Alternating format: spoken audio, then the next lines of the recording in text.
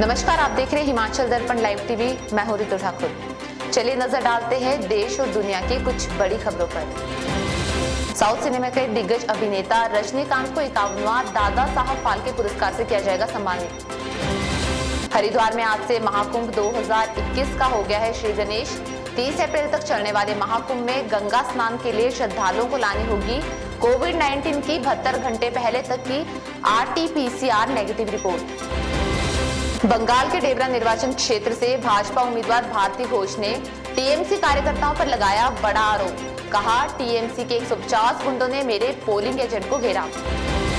बिहार में मुख्यमंत्री नीतीश कुमार की अध्यक्षता में बुधवार को बिहार कैबिनेट की बैठक में नगर विकास एवं आवास विभाग में बम्पर बहाली को मंजूरी देते हुए सबसे अधिक 4,503 पदों के लिए दी गई स्वीकृति। कोरोना के बढ़ते मामलों के बीच सीबीएसई बोर्ड की 10वीं और 12वीं की परीक्षा मई 2021 से होने जा रही है शुरू। सीबीएसई की ओर से कोरोना पॉजिटिव छात्रों को बोर्ड परीक्षाओं में बड़ी छूट देने का किया गया है ऐलान। देश में कोरोना संक्रमण के बीते 24 घंटे में फिर आए 72,000 से अधिक नए मामले सामने। वहीं संक्रमण से 459 लोगों की गई जान। देश भर में आज से कोरोना टीकाकरण के तीसरे चरण की शुरुआत।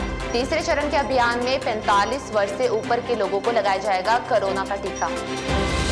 पश्चिम बंगाल में आज 30 विधानसभा सीटों पर दूसरे चरण के मतदान से ठीक पहले पश्चिमी मिदनापुर में टीएमसी कार्यकर्ता की हत्या। पुलिस ने इस मामले में 8 लोगों को किया गिरफ्तार। उत्तराखंड में कोरोना के दिशा निर्देश आते ही व्यवसायी और पर्यटक हुए परेशान। नैनीताल में आज से होगी पर्यटकों की कोरोना जांच। होटलों में भी 30% बुकिंग हुई कैंसिल। जम्मू कश्मीर में नई आबकारी नीति लागू। हर साल होगी शराब ठेकों की नीलामी। एक व्यक्ति को एक ही लाइसेंस, 600 रुपए तक की IMFL शराब के आयात पर प्रतिबंध और CST पर सिविल की तुलना में 25% कम लगेगा टैक्स। 28 जून से शुरू हो रही अमरनाथ यात्रा 2021 के लिए नए वित्त वर्ष के पहले दिन देश भर की 446 बैंक शाखाओं में यात्री पंजीकरण प्रक्रिया हुई आज से शुरू। भारत के कुछ हिस्सों में रोहिंग्या के खिलाफ कार्रवाई शुरू हो गई है, जिसके तहत सबसे पहले जम्मू कश्मीर में 150 से ज्यादा रोहिंग्या मुसलमानों को हिरासत में लेकर म्यांमार और बांग्लादेश भेजने की प्रक्रिया शुरू कर दी गई है। अब कुछ प्रादेशिक समाचार। प्रदेश की राजधानी में शहरवासियों के लिए आज से कूड़ा शुल्क और पानी के बिलों में 10% का इजाफा होने जा रहा है। इसके साथ ही घरेलू उपभोक्ताओं को 88 रुपए की जगह अब 97 रुपए कूड़ा शुल्क चुकाना पड़ेगा। इसी तरह आज से दुकानों, ढाबों, होटलों, रेस्टोरेंट, स्कूल, बैंक, सरकारी महकमों आदि को भी पहले से 10% ज्यादा कूड़ा शुल्क भरना होगा। हिमाचल प्रदेश के जनजातीय इलाके से खेती के क्षेत्र में देश में एक क्रांतिकारी बदलाव आने के संकेत मिले हैं। भारत में पहली बार किसानों के खेत में हींग के पौधे अंकुरित हुए हैं। पालमपुर के वैज्ञानिकों की सालों की मेहनत में ऐसा पहली बार हुआ है कि भारत में हींग को किसानों ने अपने खेतों में अंकुरित किया है।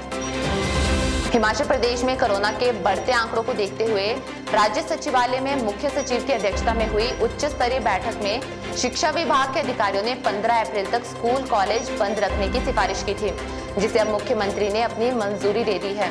मुख्यमंत्री की मंजूरी मिलने के बाद प्रदेश के सभी शिक्षण संस्थानों को 15 अप्रैल तक बंद रखने का निर्णय लिया गया है। हिमाचल में आज से नई शिक्षा नीति लागू हो गई है। इस नई शिक्षा नीति के अनुसार पहले चरण में 3 साल के बच्चों का प्री प्राइमरी में प्रवेश अनिवार्य होगा। इसके बाद जब बच्चा 5 साल का होगा तो ही उसे स्कूल में प्रवेश दिया जाएगा। नई शिक्षा नीति के लागू होने के बाद परीक्षाओं में भी बदलाव होगा और अब छात्रवृत्ति के लिए 75% हाजिरी की शर्त भी अनिवार्य रखी गई है। जिला शिमला के उपमंडल कुमारसेन में बड़ा गांव के समीप 0 पॉइंट के पास सुबह 6 बजे गाड़ी नंबर CH01 A7879 दुर्घटनाग्रस्त हो गई, जिसमें 3 लोग सवार थे। बताया जा रहा है कि गाड़ी सिवान से किंगल की ओर जा रही थी और तभी बड़ा गांव के समीप 0 पॉइंट के पास गाड़ी अनियंत्रित होकर 200 मीटर नीचे दूसरे रोड पर जा गिरी। इस घटना में मौके पर ही 3 लोगों की मौत हो गई है।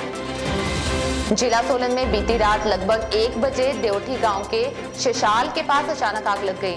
आग इतनी भयंकर थी कि सुबह तक इस आग ने 7 किलोमीटर के क्षेत्र को कवर कर लिया था।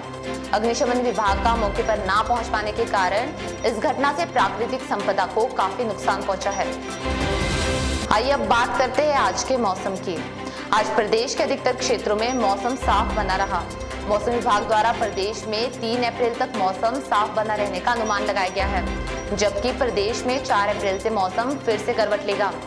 मौसम विभाग के अनुसार राज्य में 4 से 6 अप्रैल तक मौसम खराब बना रहेगा। ये थी आज की कुछ खास खबरें। अब होगी आपसे कल मुलाकात, तब तक देखते रहिए हिमाचल दर्पण लाइव टीवी। हिमाचल दर्पण लाइव टीवी, जो बात करेगा आपके हक की। सिर्फ खबरें दिखाना हमारा मकसद नहीं, जागरूकता लानी है। हिमाचल दर्पण लाइव टीवी